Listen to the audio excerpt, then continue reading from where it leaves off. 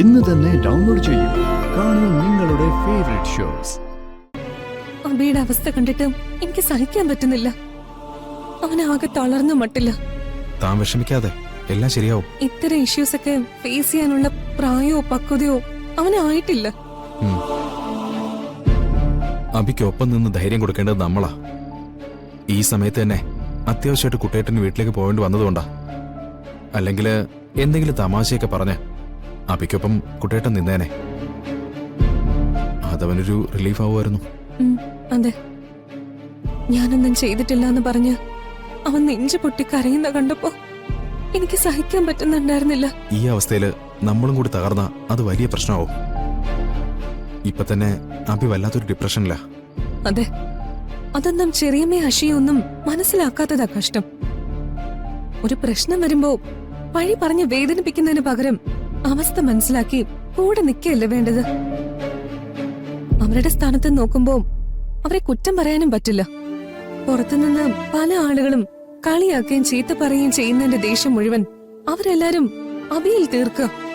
ഒരാൾക്കൊരു പ്രശ്നം വന്നാ അതിൽ കുത്തി വലുതാക്കി സന്തോഷം കണ്ടെത്തുന്ന ഒരു സമൂഹമായി പോയി നമ്മുടേത്. അതെ, എനിക്കെന്റെ പഴയ അബിയെ തിരിച്ചു വേണം കിരൺ. കളിച്ചിരിയും തമാശയൊക്കെ ഉള്ള എന്റെ പഴയ അബിയെ. അതിന് നമ്മൾ അവനെ ഹെൽപ്പ് ചെയ്തേ മതിയാവൂ.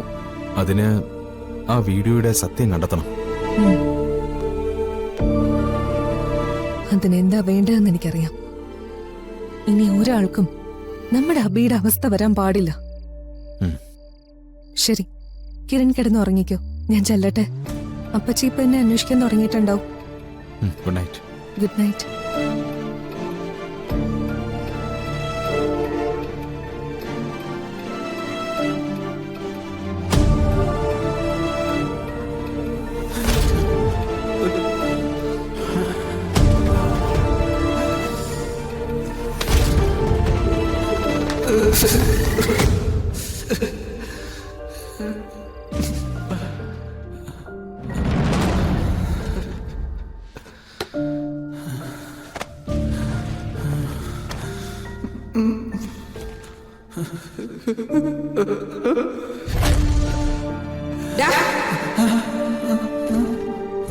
കുടുംബത്തെ നാണം കെടുത്താനായിട്ട് നീ എന്റെ വയറ്റിൽ തന്നെ വന്ന് ജനിച്ചല്ലോടാ.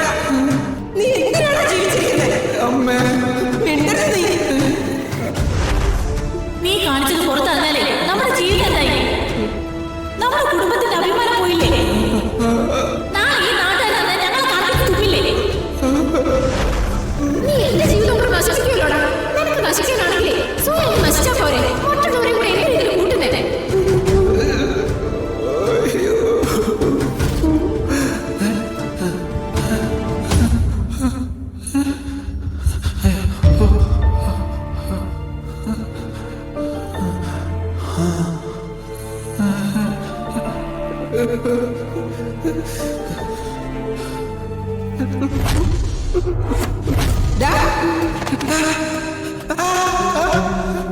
നിന്നോട് എത്ര തവണ പറഞ്ഞാൽ മര്യാദ ജീവിക്കണമെന്ന്?